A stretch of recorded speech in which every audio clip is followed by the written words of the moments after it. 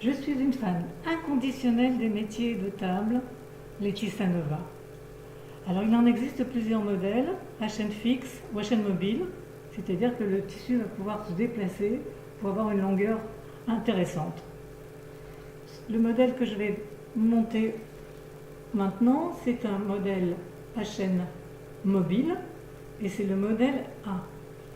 Il est constitué de deux montants, des rallonges qui vont permettre d'obtenir une chaîne plus longue selon l'ouvrage désiré, deux barres tendeurs, les petits écrous, la barre régulateur, c'est sur cette barre que va venir s'accrocher le fil de chaîne, avec les petits supports que l'on utilisera seulement quand on installe la chaîne.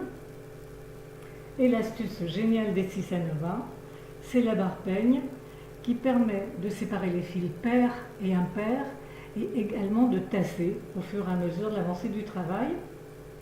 Cette petite barre fine vient se clipser dans la barre peigne pour éviter que les fils sautent pendant le travail. Les pitons que je vais installer sous le métier pour pouvoir bloquer mon métier sur la table. Ceci dit, on peut utiliser aussi des serre-joints, ça marche très bien.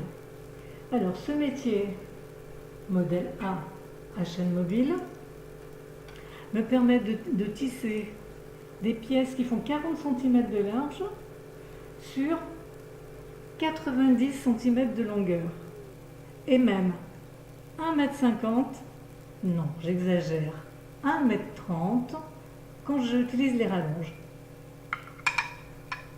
Aujourd'hui, je ne vais pas utiliser les rallonges. Alors, je vérifie que les petits orifices pour bloquer, pour mettre les pitons se trouvent dessous, des deux côtés. Voilà. Alors, la barre tendeur a une particularité, c'est que la vis se trouve décentrée. Et c'est très important de bien repérer la partie la plus large dans votre direction.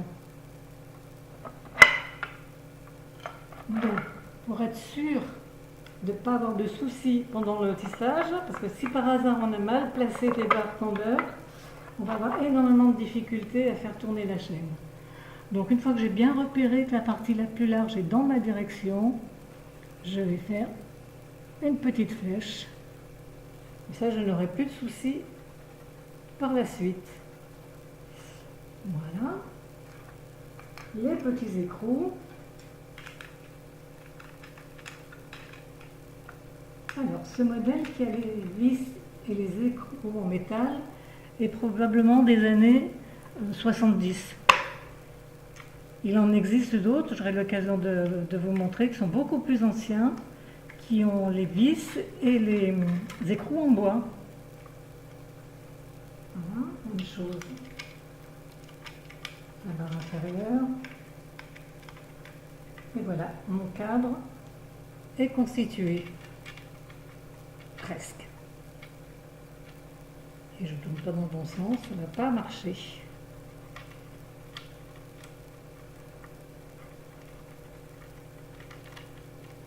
Alors, il existe donc ce modèle A qui permet donc de tisser 40 cm de large, le B qui va permettre de tisser 64 cm sur 120, voire 160 quand on met les rallonges. Il y a également le modèle C qui lui permettra de tisser 80 cm de large et 1,70 m de longueur, voire 2,10 m si on rajoute les rallonges. Et il y a enfin le plus grand, le modèle D, qui lui permet de tisser en 1 mètre de large, 2,10 m de longueur, voire 2,50 m avec les rallonges. Voilà, mon cadre est constitué. Je vais maintenant placer la barre régulateur. Je mets ces petits supports et je pose sur le cadre. Alors, pour plus de sécurité, je vais attacher Est-ce que je trouve un petit fil? Voilà, avec un fil ou un élastique. Je vais attacher ma barre régulateur. Bon, c'est vrai qu'on peut réparer, mais bon, si on peut éviter de casser les petites encoches ou les petites dents sur cette barre, c'est quand même mieux. Voilà. Bon, celui-là, il a déjà eu des petits soucis, hein.